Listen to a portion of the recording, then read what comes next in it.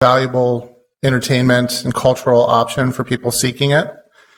And we, sorry, the slide is incorrect. And we work actively to promote our services and what we offer to this community. Just to give it, we've been working very hard on this in the last year. Just to give an example, in 2014, midway through the year, we had about 240 members. This was a period of several years of slow decline in our membership.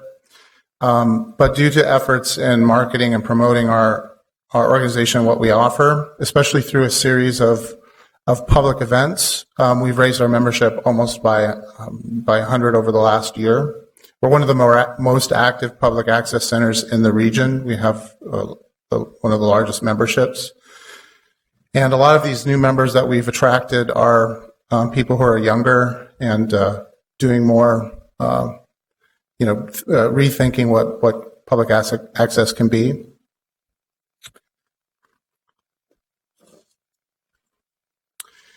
Our membership is very diverse. It's diverse in age, gender, sexual identity, cultural background, and et cetera. Currently, we have programs in 6 languages, including English. And about 50%, generally, this is something that's held true for a number of years. It may have dipped in the last year a little bit, are of African American or African descent. We have served over the last 10, 15 years a number of African refugee communities that have come to the city.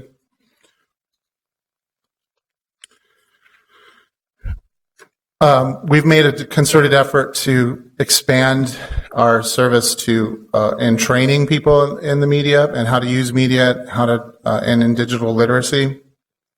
In 2014, halfway through 2014, 2015 to currently, we've trained over the last year or so about 208 adults in how to use cameras, how to edit video, how to use our studios. And we've served 550 youths. Most of those are quick interactions and short workshops, but about 100 of those are extended around 3 or 4 month workshops with youths from underserved communities in the city. In terms of equity, our board is one of the more diverse boards in the city, and our staff is diverse as well, and which reflects our organization's diversity, the membership. We believe in, it's sort of at the core of what we do that we serve everyone in Minneapolis. We feel that we offer a lot of vitality to the city as well. The range of programs on our channels, here's a few shows that were listed.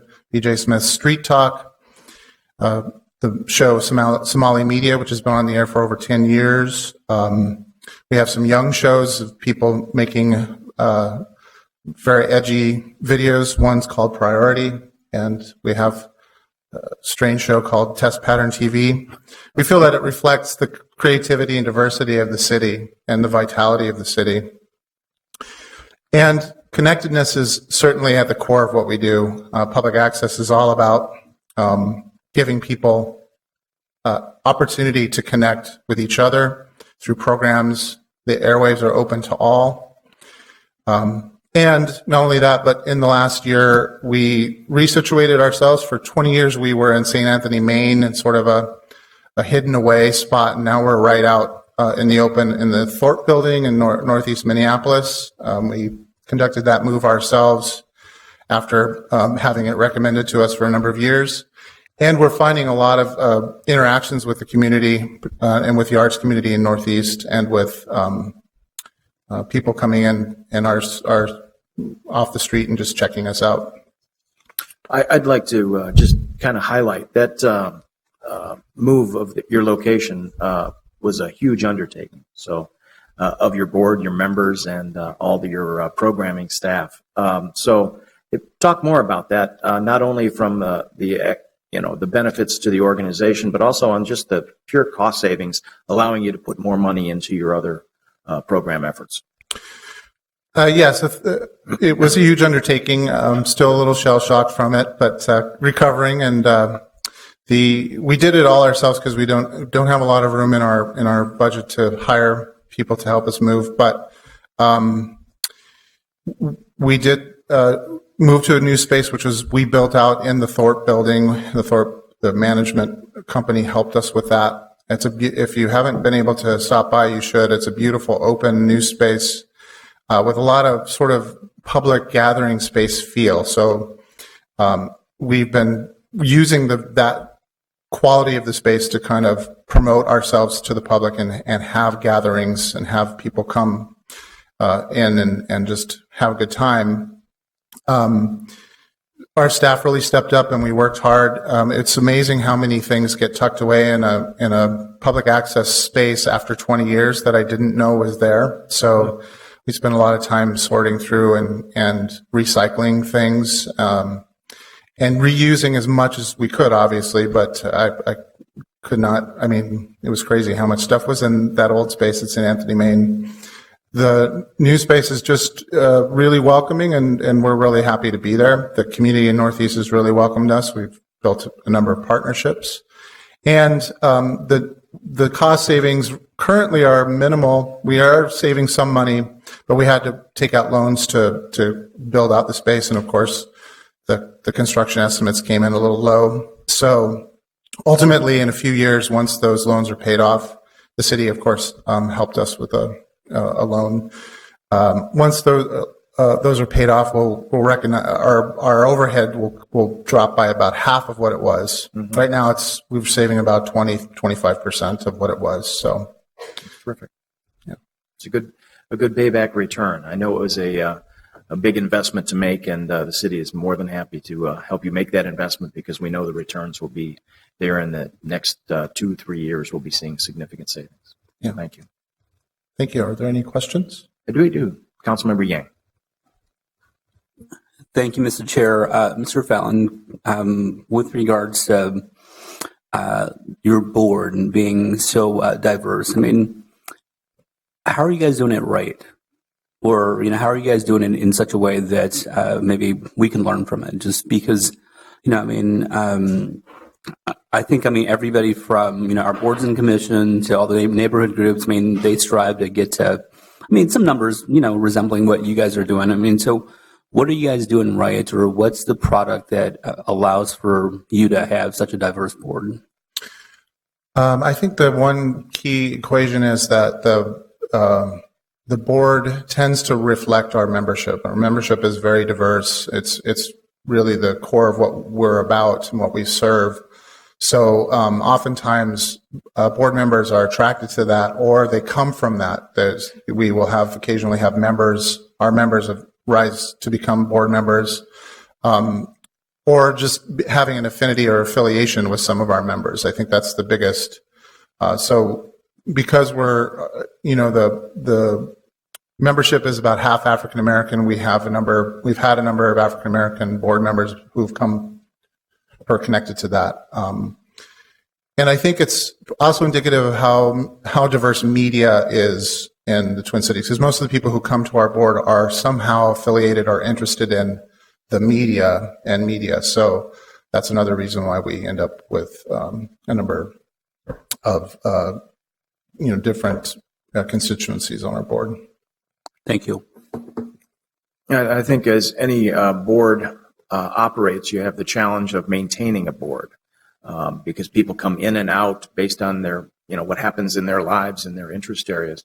But I think just following up on Councilmember Yang's comment, because it really does help every organization understand the challenge of creating a diversified board. But there's the reason, and I think what MTN is doing is making it very intentional and meeting people where they are and meeting their needs. And as long as they have an involvement and a need met, there's there's support for the board membership and their inclusion. So being welcoming, being inclusive is part of your mission, and I think that people who respond to be on your board follow that mission and direction. So I think that's how it's done.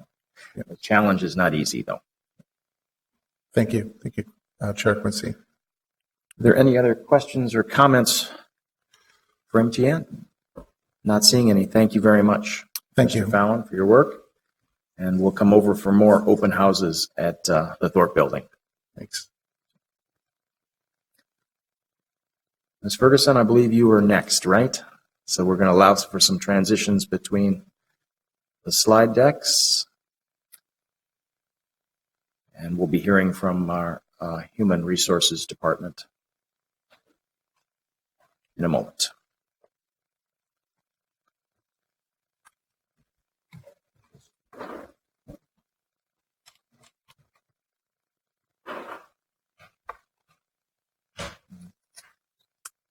Good morning, Council. Sorry, 1 second. Where would you go?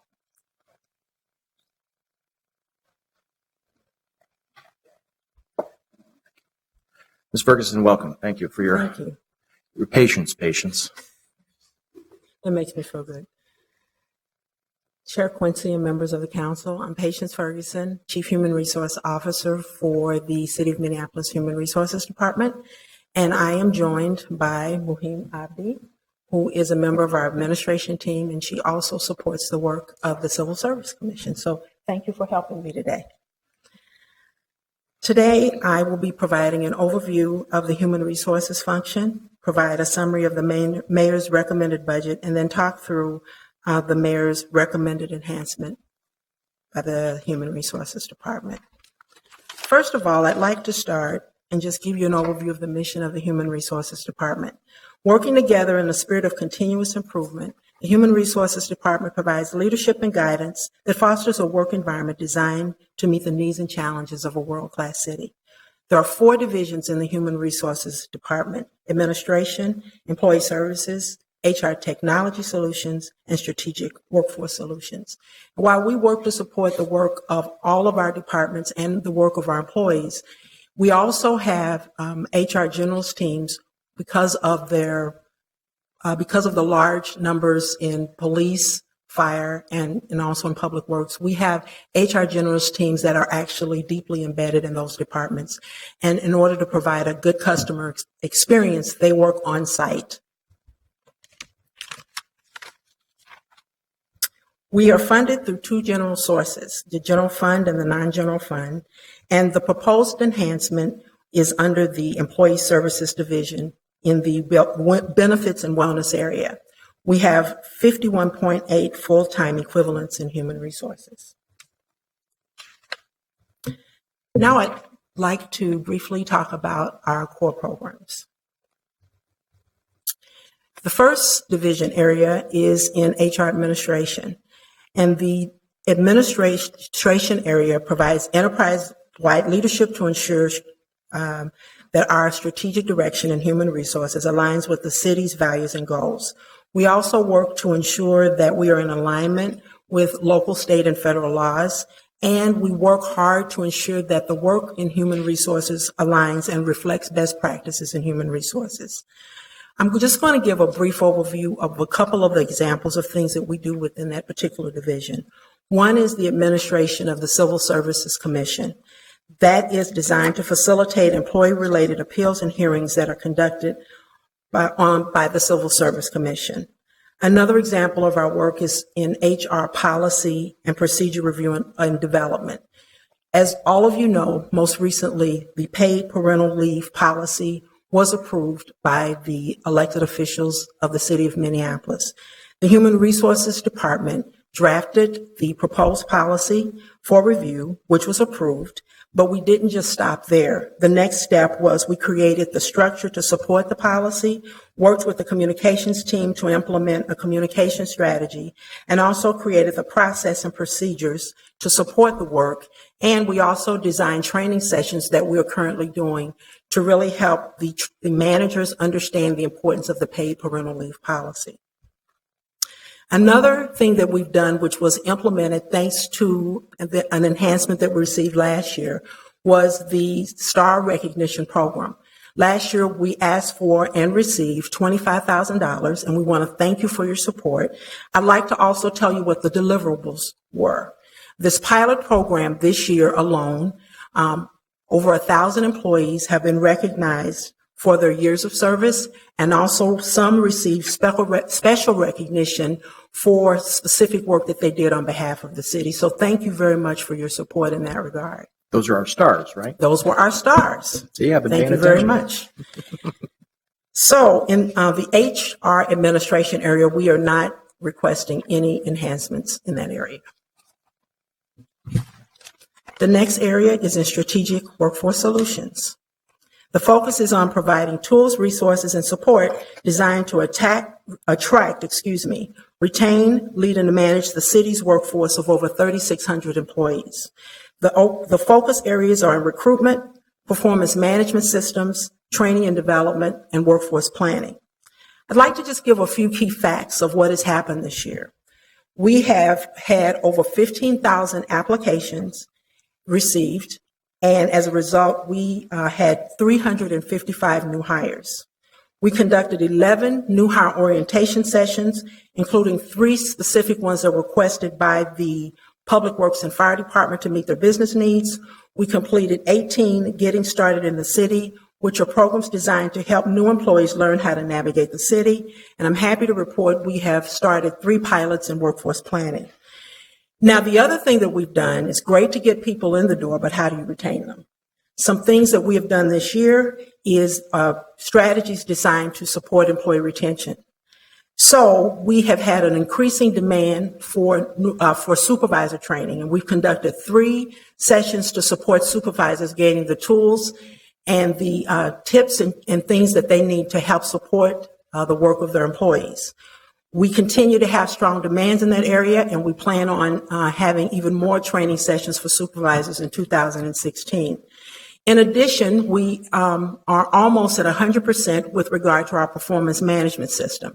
This system gives employees the opportunity not only to talk about what their successes have been, but it also gives the employers, the supervisors, the opportunity to provide very specific direct feedback. I'm happy to report that by the end of 2016, every department will be on board. Most recently, the police department came on board, and we are working right now with the fire department to get on board with the system. So those are some things that we're doing in that division to really support the retention of employees. The next area, there are no enhancements proposed in that area at this time. The third area is HR technology solutions. And this HR technology solutions is designed to support the technology around hiring, benefits, compensation, performance management, and also compliance reporting. So those are the things that that division does. This year was a very exciting yet challenging area for HR technology solutions, and I say that very mildly. But I am happy to report that we went go live September 1st, and that was as a result of the great work in IT, finance, and human resources. This gives us some additional reporting capabilities, and it also gives us the opportunity to do more online training for employees. And this represents the work of the COMET program. Is that right? Absolutely, yes. So this was a big deal. This was a huge deal. And yes, so how is that deal big deal pay off for us here? Well, I'm so happy that you've asked that question, Council Chair Quincy. The thing that I'm most excited about with the COMET program, in addition to the Halogen program and in addition to the NeoGov, all these great technology tools, it gives us a greater reporting capability. One of the key trends in human resources is around analytics and around HR analytics. We will have a greater reporting capability. So, for example, I'd like to just share some facts some things that we now can do. Typically, when we talk about how many employees we're hiring, we're only able to capture a window. But now we're going to have the capability to look at trends over 3 years. So this week, there was a report done with regard to the trends in hiring in the police department. That was a direct result of the work that we did with COMET. Even within our own enterprise, a couple of facts that I'd like to share with you is in 2013, we hired of the new hires, 31% were women, 23% were people of color. In 2014, 32% were women and 28% were people of color. 2015, and this is live data, 30% were women and 34% were people of color. The great part of that, about that is we can use this trend data to help make informed decisions on behalf of the city. We can also look at trend data in terms of promotions. We can begin to have much more information, not based on intuition, but based on data. And that for me is very important because it helps all of us learn and understand what this information needs to do, what gaps we may have, and then what are opportunities. And then one other thing that we've never been able to do is we'll be able to even track language now.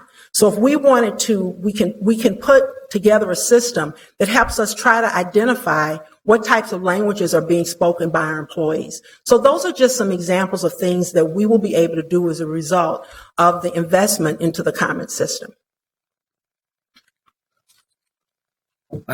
I'm thinking the comment system is just not a static No. project that you can call complete. No. I think one of the great benefits we get from big system changes is the self-examination and process. We learn a lot through the process just by doing it.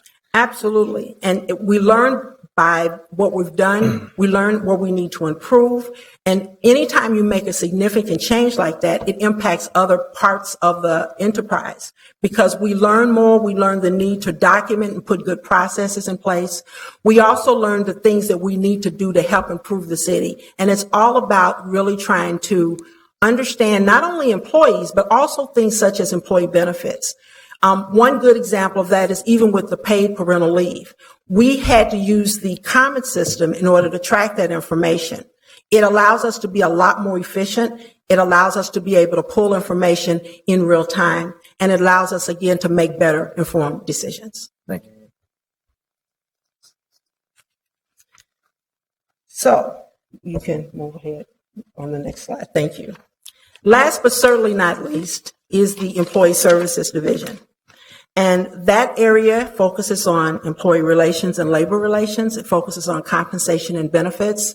And it also oversees our sick leave donation program. If you could move the slide ahead, please. This is one area that we are proposing and requesting for your consideration, a $60,000 enhancement.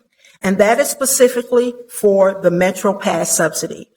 Currently, participation in the MetroPass program continues to increase. It has gone from 450 riders in May 2014 to 515 riders in May 2015. And so we're hoping that the subsidy, which we're asking that would increase from $16 a month to $26 a month, we're hoping that that will incent more employees to use public transportation, thereby supporting the city's sustainability initiatives. This subsidy also helps to move us more in line with the amounts provided by other public employees in Hennepin County and also in the city of St. Paul. Real good. And I noticed that an ongoing enhancement expense. Yes. Councilmember Gordon. I'm just curious about what the total monthly cost is for the MetroPass. The total month after the enhancement? Well, or currently what now? part did the individual Yes. employee have to pay compared to the 26 or the 16? So it's $16 a month currently. That's the subsidy. And then the subsidy would be increased to $26 a month. So it's roughly $10 increase. But my question is, what is the total cost of the MetroPass per month? Do we know? I would have to get that back to you. I can get back that specific information. That would be good to know. It's partly I feel like that. Wouldn't it be wonderful if the city could provide 100% of that? And then just imagine how many people would take advantage of it. But on the other hand, if people aren't using it, it doesn't really make much sense for them to get the MetroPass. So I'm wondering what the balance is. It would be interesting to track, also to know how the increases have gone for Hennepin County and St. Paul as they've increased the subsidy. And I think probably the Met Council could give us information about usage of our Metro passes, because I do think every time you use it, at least they might know, but I'm not sure if they're tied to city of employment That'd be interesting to see too. 'cause, I can get that yeah, 'cause information for you. There'd be benefits of that and we could be. among Okay, it. I can do that. Okay. Councilmember, I believe it's $76 a month. But I could be Did reading you, this is it wrong. available on that World Wide Web internet thing? Yeah, it's that Did you just internet find thing that out? Yeah, patients just invented the internet. So Yes, I did. I could have I looked did that that up in my before I spare asked my time. question. So we're not even paying half of it. It sounds like $26. It's not even half. a lot cheaper than parking. Yes, it is. Especially for some of us. I'm happy to stand for any other questions that you might have at this time. Not seeing any more. Obviously, there's no more important internal service function than our internal service of our developing our human resources and our human capital. So thank you very much Thank you. for your presentation today. And you have the one enhancement. Everything else is pretty much static from just inflationary changes. Yes. So thank you very much. Not seeing any other questions or comments. I think that concludes our morning's presentations. We'll be beginning again at, is it 1 or 1:30? With some folks from our finance staff as well as internal audit and others. So look forward to seeing you in the afternoon. And thank you very much for the morning. Seeing no further business on this agenda, we are adjourned.